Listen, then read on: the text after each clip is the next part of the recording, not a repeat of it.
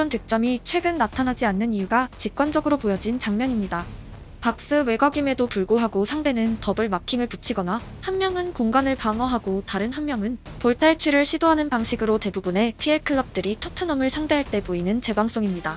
오늘 케이스에서는 파울이었지만 해당 장면은 올 시즌 토트넘이 고전하는 이유를 완전히 담고 있습니다. 우선 역습의 시작 지점부터 손흥민은 최후방에 자리했고 메디슨에게 볼을 전달합니다. 솔랑키는 전방에서 대기하고 있었고 손흥민에게는 수비 가담 이후 장거리 역습이 예고되었습니다. 후반 78분이었지만 손흥민의 스피드는 살아있었고 언제나처럼 전체 선수 가운데 1, 2위를 다투며 최전방으로 향하기 시작합니다. 20명이 걸음을 옮겼지만 라인을 넘은 선수는 일부에 불과했고 손흥민은 자신이 볼을 전달한 메디슨을 넘어 달리기 시작합니다. 오른쪽 솔랑키 방향으로 패스 길이 없었고 손흥민은 볼을 받을 수 있는 빈 공간을 향해 침투합니다. 손흥민이 볼을 받는 순간 최전방에 있었던 솔랑키를 제외하면 대부분의 선수들이 박스 근처에도 도착하지 못했습니다. 손흥민 존 슈팅이 가능한 시점에도 2위 그룹은 도착하지 못했고 솔랑키는 공을 절대로 받을 수 없는 위치에 포진되어 있었습니다. 상대의 파울이 나타나는 순간에 수비가 없는 좌측면으로 침투하는 선수가 한 명이라도 있었다면 직접 슈팅 혹은 컷백 모두가 가능한 상황입니다. 혹은 중앙에서 라인 브레이킹을 시도하는 선수가 있었다면 손흥민을 향한 더블 마킹이 극적으로 흘러갔을 가능성이 있고 손흥민의 슈팅도 가능했습니다. 득점을 위한 여러 가지 경우의 수가 존재하는 상황이었지만 무위에 그친 이유는 결국 역습 순간에 손흥민과 흡사한 스피드로 침투하는 선수가 극단적으로 적었기 때문입니다. 2위 그룹과 손흥민의 거리 차이가 심각하게 벌어져 있고 상대 수비의 박스 복귀는 빨랐습니다. 토트넘에게 유럽 최고의 카운터 어택팀이란 별명이 붙었을 당시에는 손흥민 한 명의 공로가 아니라 여러 선수의 역할이 있었지만 올 시즌 토트넘의 역습 상황은 오늘 보신 장면이 대부분의 경기에서 쌓이고 있습니다. 특히 강팀과의 경기에서 해당 상황은 토트넘의 넘버원 득점 루트였기에 이 공식이 막히면 절대 상위권으로 갈 수 없습니다. 후반 78분이었기에 대부분 선수들의 발이 느려졌다고 변명한다면 손흥민의 체력은 사이보그라는 의미가 되어버립니다. 최근 인터뷰에서 남긴 현재의 컨디션이 어느 때보다 좋다라는 말은 사실로 보여지고 후반전 역습 상황에서 그와 나란히 달릴 선수가 한 명만 더 있었다면 토트넘의 순위는 분명 달라졌을 것입니다.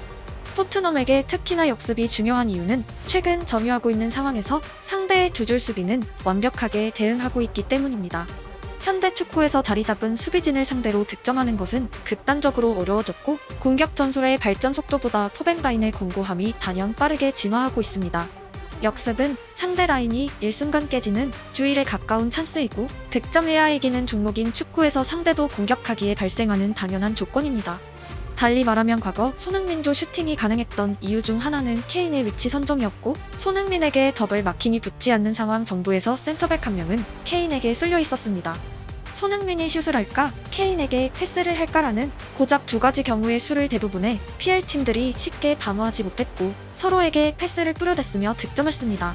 후반 88분의 역습 상황에서도 손흥민은 혼자 박스에 도착했고 완벽한 라인 브레이킹에 성공했으나 산체스가 엄청난 선방을 기록했습니다. 다른 선수들이 아예 쫓아오지 못한 이유는 스피드가 느려서 이전의 에너지 레벨이 떨어졌기 때문입니다. 전방위에서 압박하는 토트넘 축구에서 후반 88분 즈음에 대부분의 선수들이 체력 이슈를 겪는다는 의미이고 오늘이 긴 휴식기 이후의 경기임을 상기하면 이례적인 상황입니다. 같은 의미에서 솔랑키처럼 전방에 서서 대기하는 것이 아니라 수비 가담을 하고 가장 후방에서 출발하는 손흥민이 후반 88분까지 압도적인 1위로 상대 박스에 도착하는 것은 그의 체력 레벨이 토트넘 전체 선수를 통틀어 가장 높다는 것을 직관적으로 알 수 있습니다. 심지어 A매치를 뛰지 않은 많은 토트넘 선수들과 달리 손흥민은 가장 장거리로 대표팀 경기를 다녀온 선수입니다. 올 시즌 그가 신체적으로 하락세에 있다고 말하는 목소리는 완전한 허구이고 그가 하락세라면 다른 토트넘 선수들의 신체 성능은 뭐라 덧붙일 말이 없습니다. 최대한 냉정하게 선수의 현재를 직시하려 노력해도 후반 막판의 에너지와 스피드라는 눈에 보이는 팩트가 또렷하기 때문입니다. 또 하나의 쟁점은 양 팀은 50대 50으로 점유해서 호각세에 있었지만 유효 슈팅은 5대2로 크게 벌어졌습니다. 찬스 메이킹과 파이널 서드에서의 창의성이란 부분에서 첼시가 앞섰고 이는 양 팀의 성적에 그대로 반영되어 있습니다. 지금의 토트넘에게 역습이 약점이라면 점유하는 상황에서는 강해야 하지만 그마저 부족했기에 득점하지 못했습니다. 특히 엔조 카이세도 네투 파머 등이 나란히 출격한 미들라인에서 힘의 차이가 상당했지만 그런 첼시마저 올 시즌 8패나 당했다는 것은 현재 프리미어리그에서 토트넘의 현실을 투영하고 있습니다. 일시적인 현상이 아니라 1년 농사와 직결된 문제이고 토트넘 입장에서는 무사 덴벨레가 혼자서 조자룡 모드로 돌변해 첼시 미드필더들을 상대로 활약쇼를 펼쳤던 시대가 아득하게 느껴졌습니다.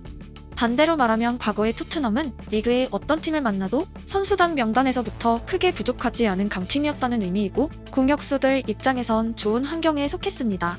손흥민 입장에서는 배경의 차이가 또렷하고 특히 상대 코너킥 상황에서 일부 감독들이 그를 박스 외곽에 대기시켰던 시절과 비교해 체력적 부담도 압도적으로 큰 올 시즌입니다. 오늘 같은 경기를 일주일에 2번씩 치르고 한 달 후에 손흥민이 느려져 있다면 인간이기에 당연한 것이고 올 시즌에 분기마다 발생하는 현상입니다. ESPN에서 분석한 손흥민의 스프린트 횟수는 지난 시즌에 이어서 분명 화두에 있고 그의 현역을 통틀어 가장 격렬한 2년을 보내고 있습니다. 만약 수비 방향으로 스프린트가 없는 손흥민이 후반 88분에 역습했다면 얼마나 더 빨리 날아갔을지 누구나 유추할 수 있을 것입니다. 손흥민은 요리스를 넘어 토트넘의 최다 출전 7위에 올라섰고 21세기 선수로 한정하면 1위입니다. 449번째 경기에서 보여준 손흥민의 에너지와 올 시즌 그를 향한 목소리에는 분명한 모순이 있고 그가 한국 국적이 아니었더라도 이 팀에 손흥민이 없으면 강등권으로 불려도 할 말이 없는 시즌 후반기입니다. 특이점이 있다면 우도기는 이번 A매치 소집 기간에 이탈리아 대표팀에 발탁되었고 심지어 출전까지 기록했습니다.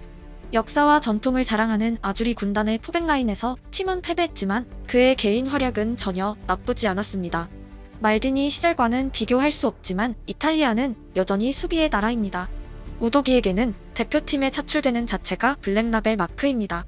팔테넘이랑 말이 있지만 이적이 아니라 클럽과 대표팀에서의 경기력에서도 일부 선수가 차이를 보이고 있다는 의미입니다. 전술의 퀄리티를 떠나서 현재의 토트넘 축구는 대부분의 선수들에게 90분을 온전히 뛰기에 적합하지 않은 강도가 아닌가 조심스럽게 생각합니다. 또한 이탈리아 대표팀에서 우도기는 사이드라인에 넓게 벌어져 있었고 윙어의 공간을 제한하지 않았습니다. 그동안 토트넘에서 손흥민과 우도기의 동선이 겹치는 경우가 많았고 이는 선수의 자발적인 선택이 아니라 팀 차원에서의 풀백 활용임이 분명해졌으며 해당 방식의 토트넘은 약했습니다. 항상 말했지만 축구라는 종목은 육상보다 오히려 바둑에 가깝고 힘돌과 검은돌이란 똑같은 조건에서 출발해도 누가 어디에 놓냐에 따라 아예 다른 의미가 부여됩니다. 이기는 축구 이전에 재밌는 축구를 개인적으로 좋아하고 올 시즌 토트넘 축구가 인기 없는 가장 큰 이유는 져서가 아니라 복사 붙여넣기가 반복되고 있기 때문이 아닌가 생각됩니다. 토트넘의 다음 일정은 불과 이틀 후인 일요일이고 그 5일 후엔 결전이 기다리고 있습니다.